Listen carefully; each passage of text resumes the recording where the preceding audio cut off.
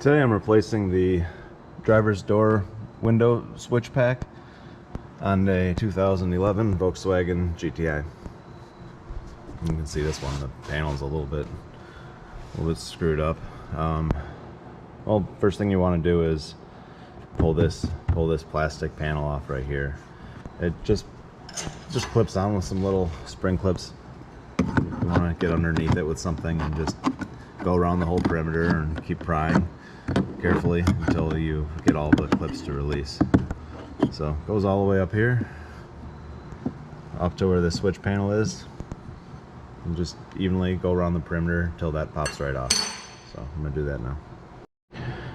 All right, once that panel is removed, you can see underneath it there's 3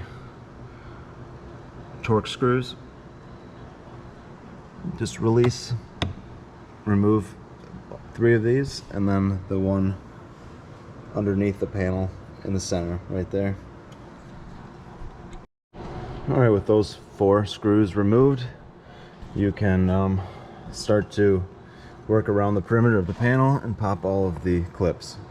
Panel just pulls straight off. You can use plastic trim tool or something like this, and just work around the whole thing until the panel comes off. All right, once you've pulled this panel back, you can get in here and release the cable for the interior handle. So you can kind of get behind it with a little pick and release that side of it. Release this back side of it first, pull that back, and then it kind of hooks in the front. So that's all there is to it. And then this wire here, this actually is the one going to the switch pack you're going to be replacing. Kind of hard for me to show you. Once I have this unplugged, I'll show you what the connector looks like. So.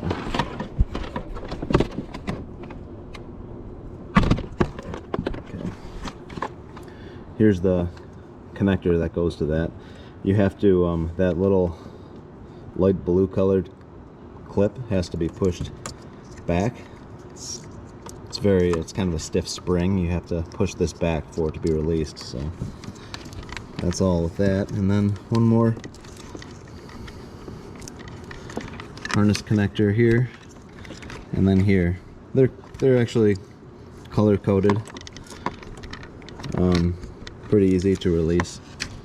Once you have those off, you can move the door panel out of the way, and I'll show you what to do with the switch.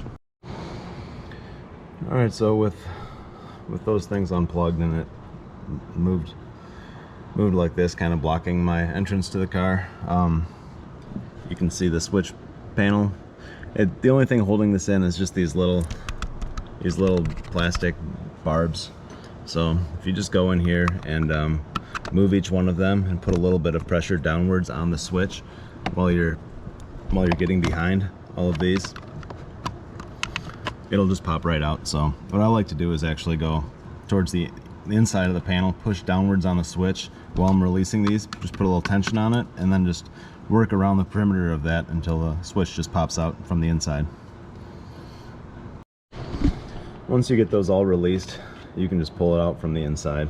So the trick is these front ones you can get to with anything, a little flat blade screwdriver, but the back ones you want to use a 90-degree pick, so you can kind of get behind the switch and the panel and release these. If you just push on it real hard, you're going to break something. So that's what you're going to want to do. Take the new one, super easy to install. Just, verify it's the right part. Take it, and you can just push it in the same way you took the old one out. So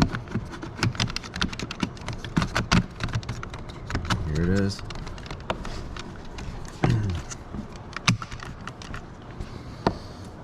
And just make sure you get all these barbs to click in. Kind of push on it a little bit, make sure it's not going anywhere before you put the panel back on, because you're not going to be able to pull up on it very well with the panel in place. So make sure that's right.